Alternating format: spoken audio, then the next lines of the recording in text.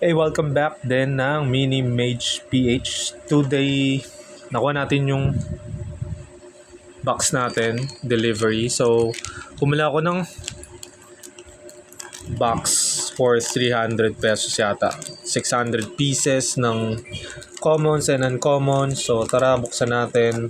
Ngayon lang siya dumating. So, just wanna show you kung anong laman. So, first, binili ko siya kasi may laman siyang 2 cards na I think worth 100 isa. So, since dalawa siya, 200 kagad. And 100 na lang yung tira, yung 600 or whatever, kung ilan yung natira. So, malaking full of cards ang bubuksan natin today. Hindi ko siya bubuksan, saglit lang to. Pero, I won't show you all the cards na nakuha ko, pero try ko lang siya buksan and show you ano yung laman. Hopefully we'll just run through really quick kung ano yung laman ng mga cards. Okay, yan. And then okay, yan, pabukas na siya. So, tong seller, maganda pa dito, free shipping siya. Hindi ko alam na may free shipping pala sa na courier. Kung ano man yung courier niya, good job. I think ito yung courier, Carry Express. So, not affiliate or sponsor ng channel, but yan, good to know lang. Okay, so here you go. Ayan, yung details ko. I won't show it. Tapos yung details ng seller. So, tabi ko lang siya.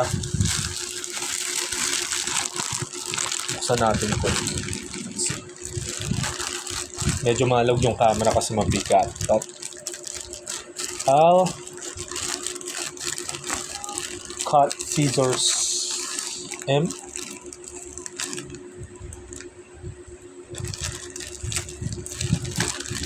Alright, here you go. By the way, kayo guys, anong binibili nyong cards? Kailan kayo bumili ng bulk? Ako pang-apat na bulk ko na yata ito na binili. Popper and for popper pieces kasi plan ko bumuo ng mga popper decks para ibigay sa office yung mga bago. Especially dun sa mga babae na hindi naglalaro ng Magic at para hindi ma-intimidate tsaka ma-overwhelm sa dami ng information sa Magic tsaka complexity ng Magic the Gathering.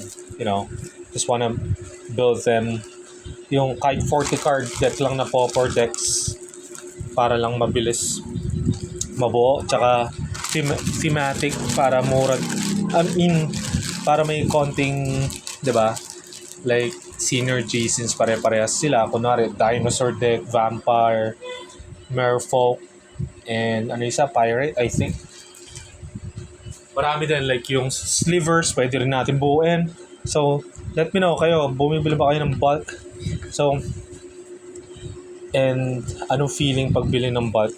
Ako, I feel it's worth it kahit maraming junk, pero marami pa rin valuable cards na common and commons. Pero ito yung reason bakit ko siya binili. So may dalawang ganito, Cameo of Whispered Hopes, which is I think mga $2 na siya ngayon each. So parang $4 na siya. So kung convert mo siya sa magkano ba conversion? 55. So pretty worth it na siya. So ito yung laman niya. So I think we have 1, 2, 3, 4, 5, 6, 7 na plastic. So, yan yung laman. So, yun lang. Just want to show you yung laman nung cards, nung box, and hopefully, we get valuable cards. And let me know sa comment kung gusto nyo din buksan ko siya per box, per plastic, and show you guys. And just get the element of surprise, just excitement kung ano yung laman niya. Yun lang. And Thank you, and please don't forget to subscribe. Be someone by helping someone. Have a good day.